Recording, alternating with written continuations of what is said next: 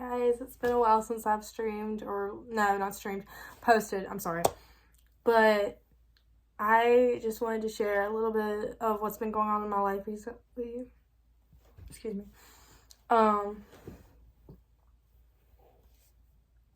few weeks ago, I had surgery for gallbladder removal because my upper stomach had been causing me pain that was to the point where it was unbearable. We were on the way to Myrtle Beach and the pain was constant, like would not go away. It was at its worst. It never affected me during the day until then. So we drove all the way back to New Bern from Myrtle Beach, which was about 3 hours. And I was praying constantly, hoping that this pain would go away. I tried to sleep, because usually I'll be cramping and go to sleep and I'll wake up fine. So I assumed if I go to sleep, maybe it'll help. It didn't. But we got to the hospital. They didn't know what was wrong. I had to go to the ER 3 times. And first time, acid reflux, probably. Wasn't acid reflux. Because they gave me medication for it. I took every single day. Second day, not acid reflux. They didn't know. They didn't know what it was. And at this point, I was losing faith. I was like, God, you're not healing me. You're not showing me what is wrong. You're not telling the doctors what's wrong so I can get rid of whatever pain this is or get it treated. And so, sorry, I just lost my train of thought. The third time it happened and the pain wouldn't go away, I prayed to God. I'm like, God, if I know you're not going to heal me right now. It's in your time, but I'm trusting that you'll heal me. So, even though the pain was unbearable, I still believed God would heal me. So when we went back to the hospital, they had told me, it's your gallbladder, you have gallstones, and you can have the surgery. You don't have to if you don't want to. I agreed that I wanted the surgery. So I did the surgery, or I went under for the surgery. And when I woke back up, I was so relieved. I did not have upper stomach pains anymore. Yes, I had scars and I had internal pain, but it wasn't the same pain. It wasn't the constant streaking pains that were in my upper stomach. It was just not terrible. How do I word this? It was just bearable pain that I could take morphine for. So I couldn't really do much the first and second week. I couldn't lift over 10 pounds. So that sucked. But I was able to go to church. I was able to go to the trunk or treat we had at the church, as long as I didn't overwork myself. So I talked to my worship team growing worship team about what had happened. They're like, that is a great testimony, because you didn't believe it first, you didn't believe it the second time, but the third time you realized God will heal you. It's just gonna be in His time, not yours. So as soon as I got out of the hospital, I got a cold. That was not fun. But as soon as the cold was over, I got tested. No. As soon as the cold was over, I was good for a week. I was great. I was thriving. But week after COVID, I went to the doctor. I had gotten really sick. They tested me for flu and COVID. It was COVID.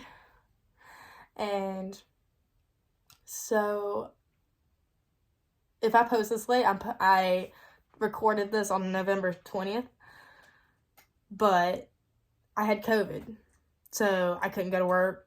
I had to stay home, hated it, I couldn't see anybody, but I got tested positive for COVID on Tuesday, and we had youth convention on Friday and Saturday. So I was like, my mom was like, Charlie got COVID. You can't. So I suffered the first few days of COVID, like hated it, coughing fits, sore throat, fever, sucked. When convention came, I was only having coughing fits, nothing else really, but I had so much doubt. As soon as I got on the bus, I started worrying. I don't want to be here. I want to go home. I don't like this. Like I want to go back. This was Satan trying to get to me. Satan has been trying to get to me the past few weeks, constantly giving me physical issues. So I went to convention. I feel bad because I told everybody I had a cold, but there were so many people on the bus coughing anyway, so if I post this like weeks from now and you're watching this, I am so sorry if I gave you COVID. Like, I just for context, I quarantined for a week. So, but we got to convention. As soon as I got in the sanctuary and we started worshiping, the music was just background music. I could hardly hear it because I was praying with 15-year-olds, 13-year-olds, and as soon as everything started fading, the words came to mind, "You are called." And whilst I was praying with younger girls, I assumed, you're called to be a youth leader. This is what God's trying to tell me. So I was able to testify today about my calling in front of the church. It was scary. It was really scary, but I did it, and I'm really happy about it. I'm happy everybody got to hear what happened, and I got to pray over another girl. She was going through a lot with her family. I think she was the last person that I prayed over because I didn't see anybody else that was on the ground praying. So I had never felt closer with God. I was jumping up and down during the upbeat worship songs with my hands in the air. I was praising God during like the slower, more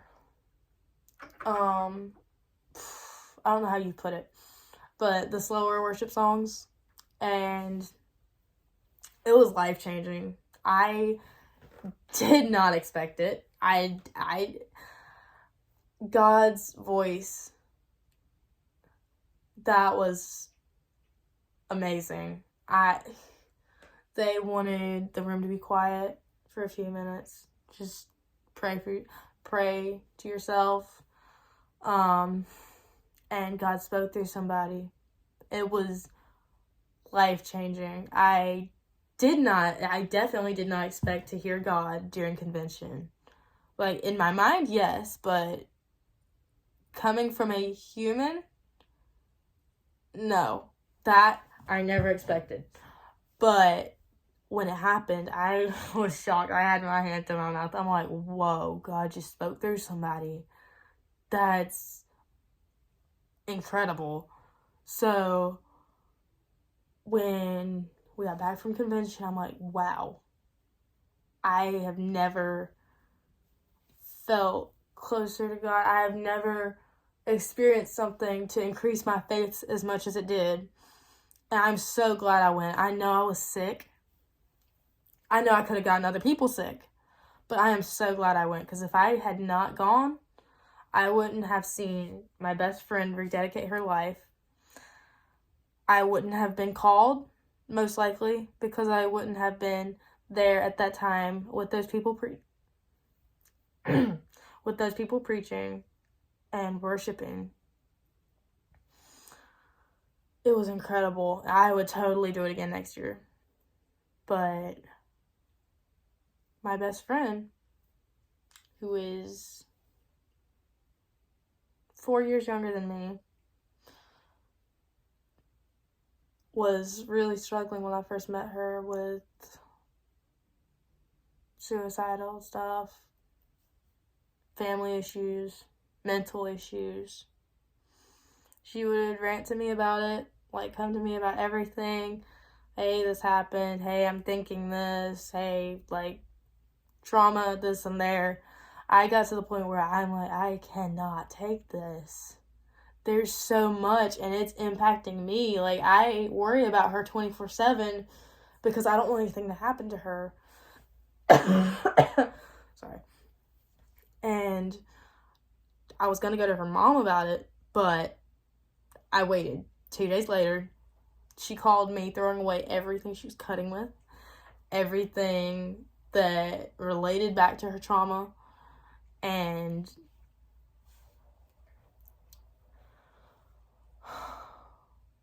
a week later we had convention, and she raised her hand and rededicated her life to God, which I had no idea what. She said, I've been an amazing example. I'm her role model. Christ has just really spoken through me to her. I didn't think she would change. I was worried about her constantly. I was like, I don't know if she'll be able to change because she's so far gone. But you're never too far gone. You're never too far gone.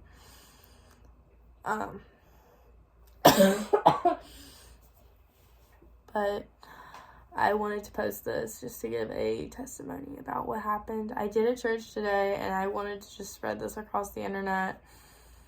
It's a whole lot better than what was said in church because it was a lot shorter and not very much context involved. But I just wanted to hop on here and share. I hope y'all have an amazing rest of your day or rest of your night. Thank you for watching.